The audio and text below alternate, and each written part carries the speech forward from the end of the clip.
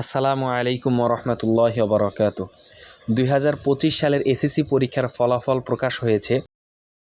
এই ভিডিওতে আমি তোমাদেরকে দেখাবো তোমাদের কাছে থাকা স্মার্টফোন দিয়ে কিভাবে 1 মিনিটের মধ্যে তুমি তোমার রেজাল্ট দেখতে পারবে। তো চলো শুরু করা যাক। তো আমি আর কথা না বাড়িয়ে চলে যাচ্ছি ভিডিওর মূল টপিকে।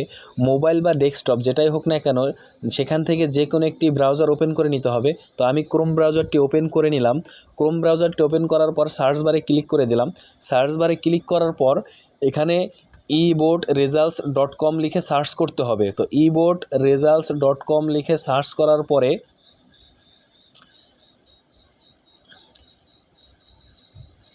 এরকম একটি ইন্টারফেস শো করবে। সরাসরি আপনাদেরকে এখানে নিয়ে আসবে। তো এখানে আসার পরে যেখানে এক্সামিনেশন লেখা, তো এখানে ক্লিক করে দেবো। এখানে এসএসসিটা সিলেক্ট করে দেব এবং সন দিয়ে দিলাম 2025।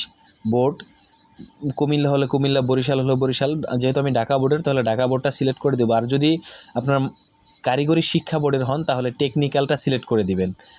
আর রেজাল্ট টাইপ এখানে ইন্ডিভিজুয়াল রেজাল্ট এটা সিলেক্ট করে দিবেন। তারপরে হচ্ছে রোল। এখন আপনারা এখানে আপনার রোলটা দিয়ে দিবেন। তো আমি এখানে একজনের রোল দিচ্ছি।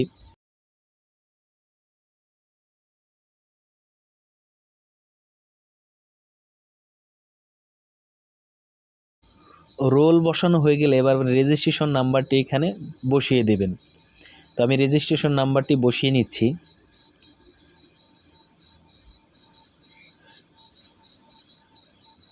রেজিস্ট্রেশন নাম্বারটি বসানো হয়ে গেলে এখানে যে ক্যাপচার কোডটি আছে সিকিউরিটি কি, তো এই সিকিউরিটি কি যদি বোঝা না যায় তাহলে এখান থেকে রিলোড দিয়ে নেবেন। আমার প্রথমটি বোঝা যাইতেছিল না, তাই আমি একটি রিলোড দিয়ে নিলাম। রিলোড দেওয়ার পরে সিকিউরিটি কি বসানোর পরে যে গেট রেজাল্ট অপশনটি আছে এখানে ক্লিক করবেন। তারপরে আপনি আপনার রেজাল্টটি দেখতে পারবেন। যে এইখানে যার রেজাল্টটি দেখতে পাচ্ছেন সে কিন্তু জিপিএ 5 পেয়েছে। আজকের মতো এই পর্যন্তই। আবারও দেখা হবে নতুন কোনো ভিডিওতে, নতুন কোনো বিষয় নিয়ে। ভিডিওটি ভালো লাগলে অবশ্যই চ্যানেলটি সাবস্ক্রাইব করবেন এবং লাইক, কমেন্ট, শেয়ার করে পাশে থাকবেন।